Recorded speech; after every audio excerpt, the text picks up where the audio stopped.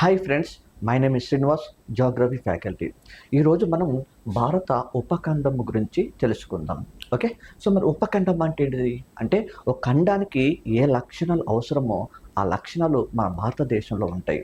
కావున మన భారతదేశాన్ని ఉపఖండము అనేటువంటి పేరుతో పిలుస్తారు. ఓకే, మరి ఉపఖండం అని పిలిచుటకు ప్రధానంగా ఎన్ని అంశాలు దోహదపడతాయి అంటే 3 అంశాలు మాత్రమే దోహదపడతాయి. ఏంటి అమ్మ 3 అంశాలు అంటే ఒకటొచ్చేసి భౌతిక అంశం చెప్తాము, భౌతిక అంశం చెప్పచ్చు. రెండవది వచ్చేసి సాంఘిక అంశము, సాంఘిక అంశము, సాంఘిక అంశం చెప్పచ్చు. సో మూడో వచ్చేసి సాంస్కృతిక అంశం, సాంస్కృతిక అంశం. ఈ 3 అంశాల దృష్ట్యా మాత్రమే ఇండియన్ ఉపఖండము అనే పేరుతో పిలుస్తారు.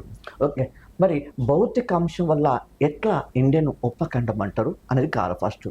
దీన్ని చెప్పడానికి ముందు ఒకసారి భారతదేశ పటాన్ని పరిశీలించినట్లయితే చూడబా, ఇండియాకు ఉత్తర భాగం లోపల ఏముంటాయంటే హిమాలయ పర్వతాలు విస్తరించి ఉంటాయి. అదేవిధంగా దక్షిణాన ఏముంటుందట అంటే హిందూ మహాసముద్రం ఉంటుంది. అదేవిధంగా తూర్పున ఏముంటుందట అంటే బంగాళాఖాతం ఉంటుంది. అదే పడమర ఏముంటుందంటే అరేబియా సముద్రం ఉంటుంది.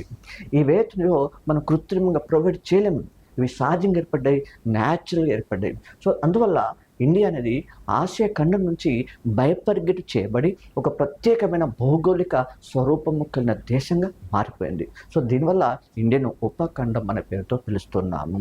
ఇది మొదటిది. ఇక రెండోది తీసుకుంటే సాంఘిక అంశం అని చెప్పాను ఇక్కడ. సో దీన్ని తీసుకుంటే ఇండియాలో అనేక జాతులు నివసిస్తున్నారు, అనేక కులాలు నివసిస్తున్నారు. సో ఈ రకంగా ఉన్నప్పటికీ వీళ్ళందరినీ భారతీయులం అనే భావన ఏకం చేస్తుంది. సో దీనివల్ల కూడా ఇండియన్ ఉపఖండం అనే పేరుతో పిలుస్తారు.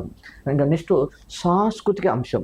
సో దీనివల్ల ఎట్లా ఇండియన్ ఉపఖండం అంటారు అంటే ఇండియాలో అనేక మతాలు నివసిస్తున్నారు, అనేక మతాల వాళ్ళు అనేక సంస్కృతులు పాటిస్తున్నారు ఇక్కడ. సో దీనివల్ల కూడా ఇండియన్ ఉపఖండం అనే పేరుతో పిలుస్తారు. Okay, thank you.